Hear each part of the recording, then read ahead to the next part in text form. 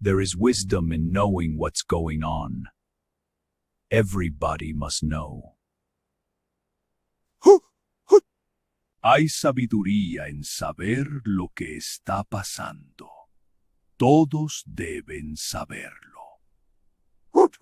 New Mexico produces 20 to 25% of America's oil and gas, a supermajority that can cap wells, strangle production, and send your energy costs through the roof nationwide. And there's nothing anyone can do to stop them once they have total control.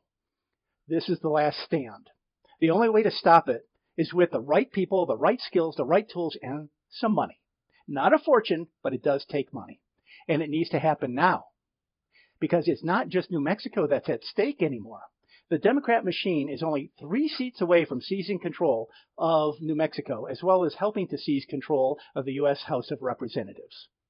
New Mexico sits right at the intersection of both fights. Lose the state legislature and flip a federal congressional seat, and you've just handed them the keys for Dems to paralyze the entire country again. Do you want the next 2 years to be complete paralysis? Impeachment theater instead of border security? Revenge politics instead of the agenda that's actually working, preventing the rooting out of corruption? Not ending fraud? Never dismantling pay-for-play schemes? Or do you want to keep the steamroller moving America forward? Stocks climbing again today, oil falling, and the market betting the worst of the Iran conflict is in the rearview mirror. And it's all starting to show up at the pump, with nationwide average gas prices now below $4 a gallon. Right now, an organization called Emerge keeps systematically primarying out every common-sense Democrat left in New Mexico. Yeah, a few of them still exist, but they've been neutralized. But Emerge is replacing them one by one with radical, progressive, leftist, indoctrinated graduates.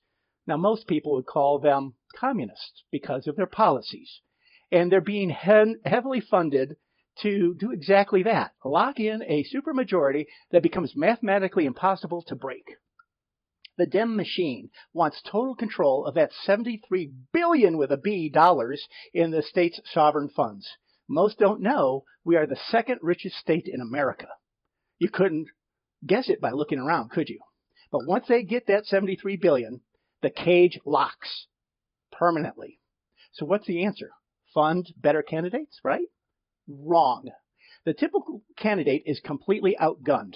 They know nothing about AI, graphics, messaging, or modern storytelling.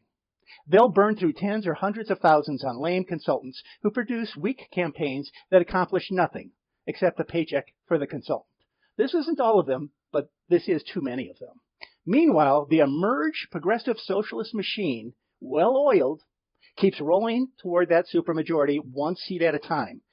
But just for 1 second, observe the impossible example of something interesting which has already happened in Los Angeles. Democratic incumbent Mayor Karen Bass looks like the Joker. Throw that! Democratic challenger Nithya Raman as a puppet. Let's move the drug addicts closer. And California Governor Gavin Newsom as royalty. There's homeless drug addicts in front of the schools. My children aren't safe.